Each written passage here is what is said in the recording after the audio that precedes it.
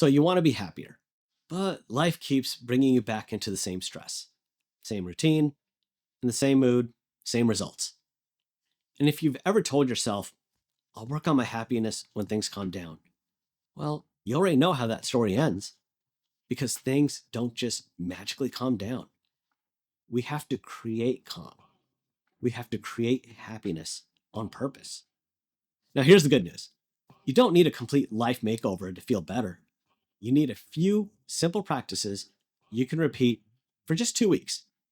Real action, not just motivational quotes, and not just a good vibes only type of attitude, but actual habits that change your inner world. Today, I'm going to share with you 6 ways to double your happiness over the next 2 weeks. But I need you to promise yourself one thing. Don't just watch it and say, these things are interesting, but pick a few things that I'm about to share. Do them, and then let the results speak. Let's start with the first one, to set the intention to be happier.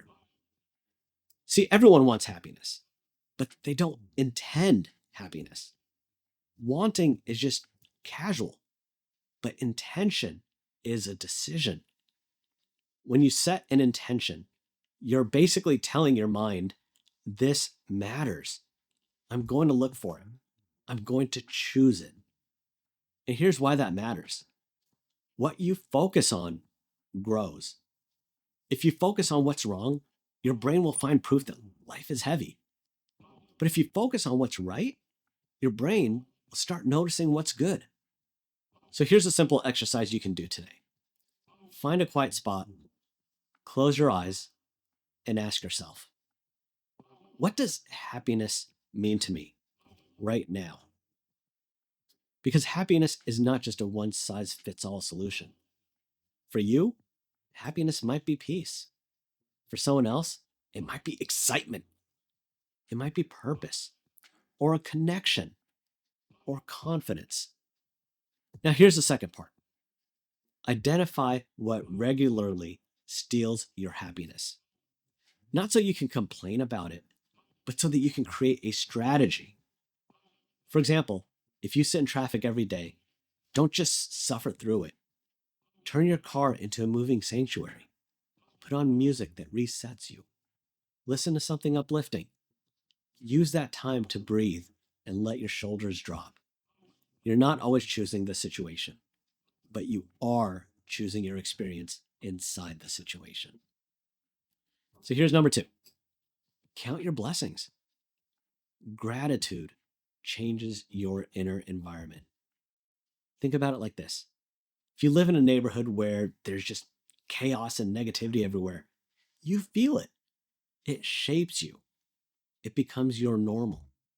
Your mind is a neighborhood too. When you practice gratitude, you're building a place where joy can live more easily. So here's your assignment.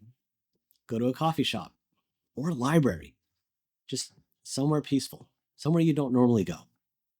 Bring a pen and paper. Treat yourself to something small. Yeah, even that latte counts. Then write down 30 things that you're thankful for. Start easy and then get specific. For example, I'm thankful for my bed. I'm thankful for the person who checked on me. I'm thankful for clean water. I'm thankful for this chair. I'm thankful for the fact that I can take a deep breath right now. And here's the magic. At first, it might feel hard, but by day 3, it gets easier. By day 7, you'll start noticing more things to be thankful for, and it's beautiful because gratitude trains your attention. Number 3, create happiness boosters. Now, this one is fun. A happiness booster is a small, specific thing that reliably makes you smile. Years ago, I started keeping a simple happiness journal. Not paragraphs, but just a simple list. And the key is being specific. Not just putting friends, but more like late night laughter with the closest people in the kitchen. Not music, but that one song that makes me feel like myself again. For me, One of the happiness boosters was walking in the snow while drinking an ice cold Pepsi from a soda fountain. I know it sounds random, but it made me happy. So I wrote it down. And because I wrote it down, I started repeating it on purpose. That's the power. You don't wait for happiness to happen. You identify joy and then you schedule it. So today, write down 20 to 30 happiness boosters, then choose 3 that you can do this week. Put them on a calendar. It'll make a difference. And number 4, be kind to others.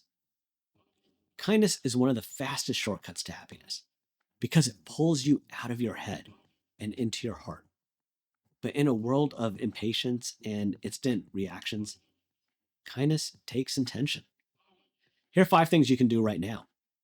Pay for the person behind you in line. Hold the door open for someone, then look them in the eye and actually smile. Leave a small note for someone, recognizing their efforts.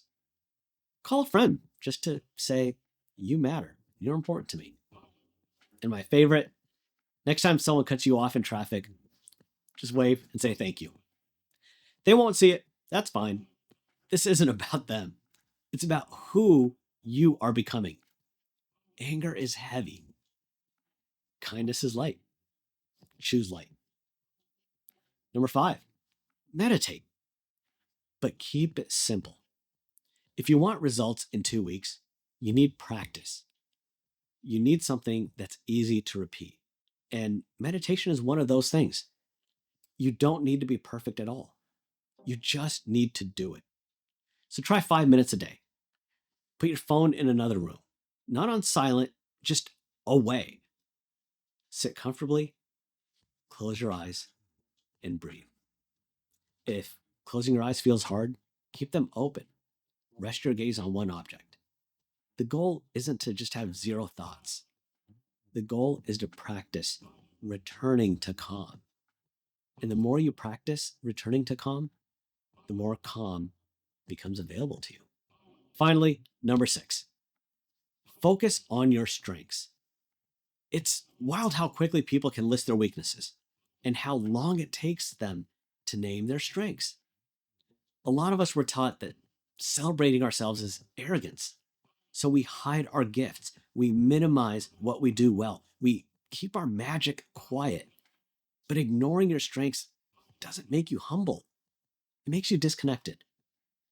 Here are 3 ways to rediscover your strengths. So first off, just ask people you know well. What do you think I'm good at? What do you think I'm great at? Second, review old feedback, work evaluations, messages, notes. Patterns will start showing up. And third, pay attention to repeated compliments. People don't repeat compliments for no reason. They're clues. Your strengths aren't something you need to invent. There's something you need to name. The 14-day plan now, here's what you actually need to do to make this work. Don't try to do all 6. Just pick 3 and then commit to doing them for the next 2 weeks. Small actions, daily repetition, real change. I want to leave you with 2 questions. 1, which of these are you most excited to try today? And 2, which one feels like it would create the biggest shift for you? Drop your answers in the comments because the moment you name it, you start to own it. Let's make that shift together.